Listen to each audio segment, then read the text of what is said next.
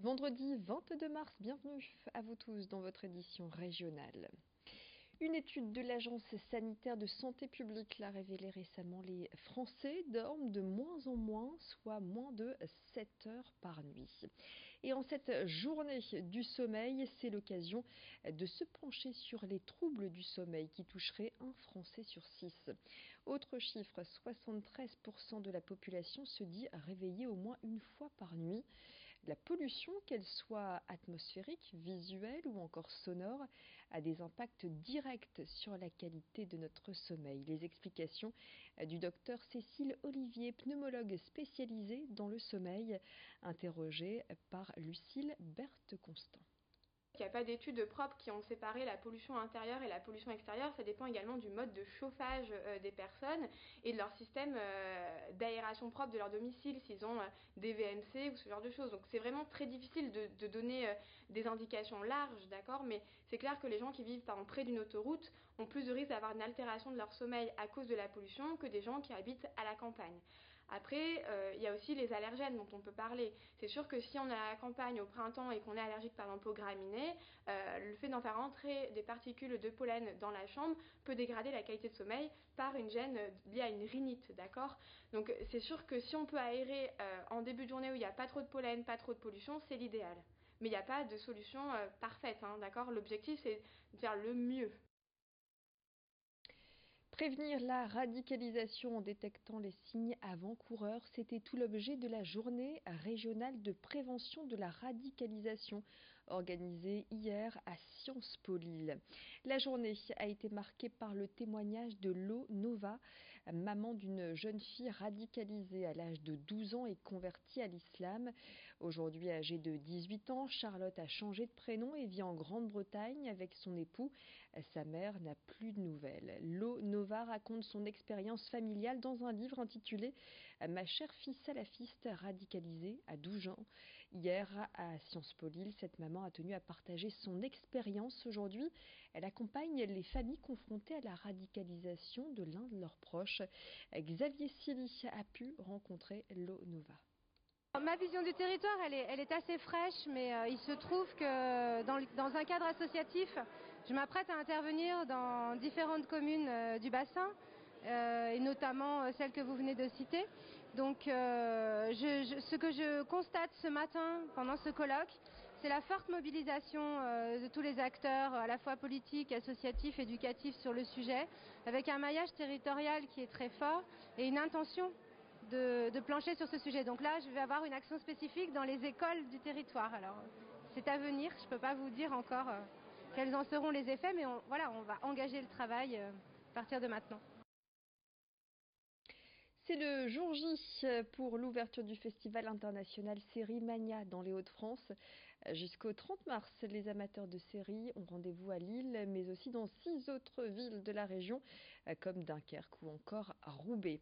Au programme, des invités, des rencontres, des avant-premières et des compétitions officielles.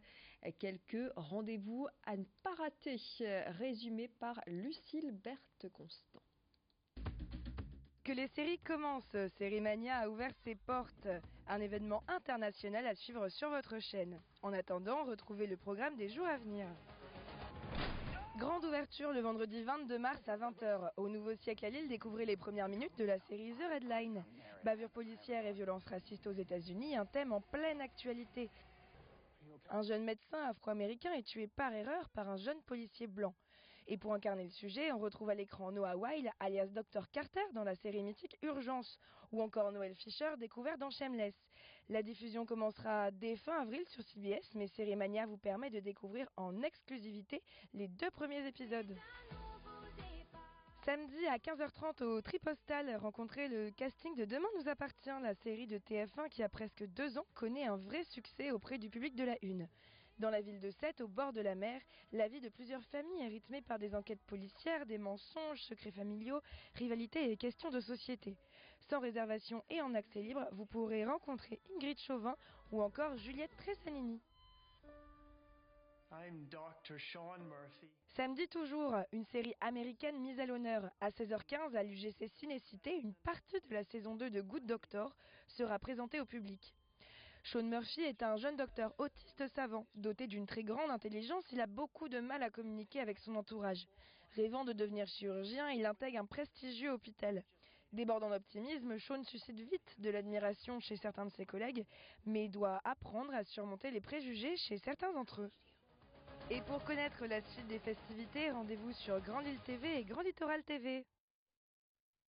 Et sur seriemania.com pour toutes les projections, tous les rendez-vous dans le cadre de cet événement et pour réserver également événement gratuit, je vous le rappelle. Jusqu'au 26 mai, les parcours du cœur vont sillonner plus de 500 communes de notre région en faisant étape dans les établissements scolaires. Un rendez-vous qui fédère les acteurs de la santé, du sport et de l'éducation. Le but, donner envie de pratiquer une activité physique, voire sportive.